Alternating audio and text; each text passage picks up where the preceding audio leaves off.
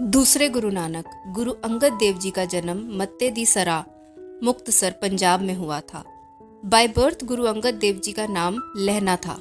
भाई लहना के पिताजी भाई फेरू मल जी पेशे से व्यापारी थे और उनकी माता का नाम माता सबराई जी था। भाई लहना जी का जन्म हिंदू परिवार में हुआ था और बचपन से ही वे दुर्गा माता की पूजा अर्चना किया करते थे। सन 1520 में भाई लहना जी का विवाह माता खिवी जी से होता है और इस विवाह से इनके 2 पुत्र और 2 पुत्रियां थी। मुगल और बालूच लुटेरे जो कि बाबर के साथ आए थे, उनके द्वारा किए गए अत्याचार और नुकसानों के कारण भाई लहना जी के पूरे परिवार को अपना गांव छोड़कर जाना पड़ता है। इसके बाद ये अपने परिवार के साथ खडूर नामक गांव में जाकर बस जाते हैं।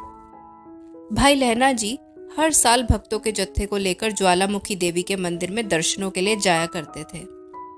जब भाई लहना जी 27 वर्ष के हुए तो इनके जीवन में एक ऐसी घटना घटी जिसने इन्हें गुरु नानक देव जी का सिख बना दिया। वो घटना ऐसी थी कि गुरु नानक देव जी का एक सिख भाई जोधा जी खडूर गांव का ही रहने वाला था। एक सुबह भाई लहना जी ने भाई जोधा जी को शब्द गाते सुना। ऐसा शब्द, ऐसी बानी जिसका प्रभाव भाई लहना जी के मन पर हुआ। उन्होंने भाई जोधा जी से इस शब्द के रचयिता यानी कि ऑथर के बारे में पूछा तो उन्हें पता चला कि ये बानी गुरु नानक देव जी के मुख से निकली हुई है। ये शब्द आसा दीवार की 21वीं पौड़ी थी। जित सेविए सुख पाइए सो साहिब सदा संभालिए, जित कीता पाइए आपना सा कालपुरी क्यों कालिए, मंदा मूल न कीचई दे लम्मी नदर निहालिए, ज्यो साहिब नाल न हारिए ते वेहा पासा टालिए, किछु लाहे ऊपर कालिए।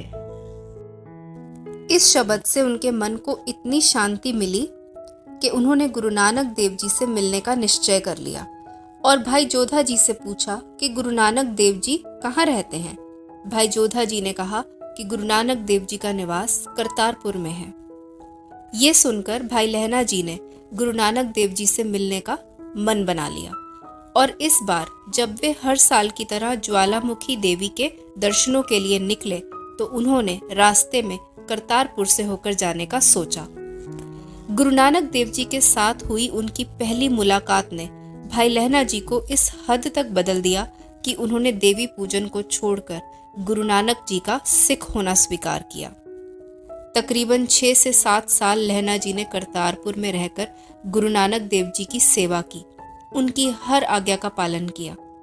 गुरु नानक जी ने भाई लहना जी की बहुत परीक्षाएं ली, पर भाई लहना जी के मन में गुरु नानक जी के प्रति ऐसी भक्ति थी, ऐसा समर्पण था कि इन्होंने सभी परीक्षाओं को पास किया।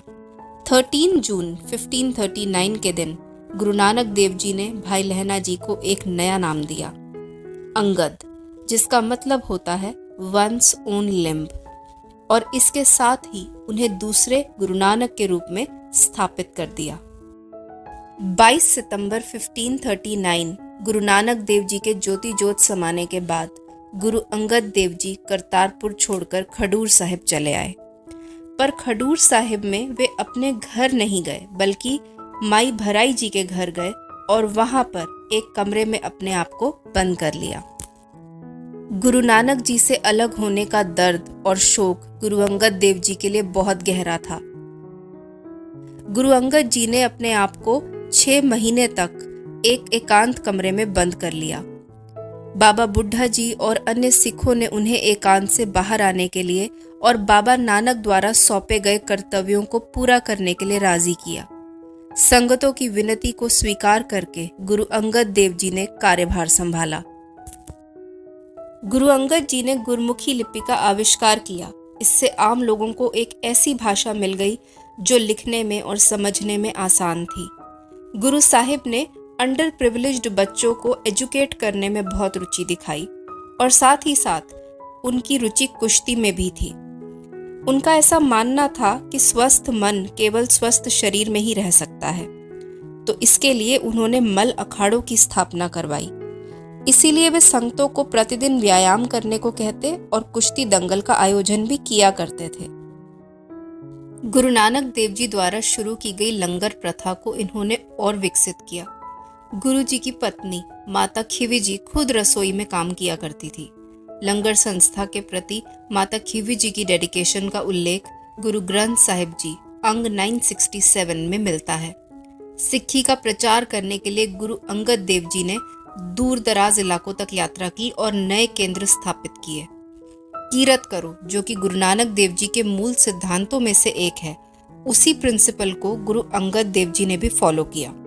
गुरु साहिब मोटी घास को ट्विस्ट करके डोरियां बनाते थे, जिसका इस्तेमाल खाट यानी कि चारपाई बनाने में किया जाता था। यही उनकी जीविका का साधन था। गुरु अंगद देव जी ने भाई पैरा मोखा जी को बुलाया, जो सुल्तानपुर लोधी में रहते थे। मोखा जी गुरमुखी में बहुत पारंगत थे, इसीलिए गुरु अंगद देव जी ने भाई मोखा जी, भाई बालाजी और बाबा बुढ़ा जी को जन्म साखी लिखने के लिए कहा। गुरु नानक जी की एक एक बात को एकत्रित कर उस पर चर्चा की गई और फिर भाई मोखा जी ने उसे लिखा। जन्म साखी लगभग 1 वर्ष में पूरी हुई। इस जन्म साखी को भाई बाला वाली जन्म साखी के नाम से जाना जाता है। लगभग 7 वर्ष तक गुरु अंगद देव जी गुरु नानक देव जी के साथ रहे और उनके बाद उन्होंने सिख पंथ की गद्दी संभाली।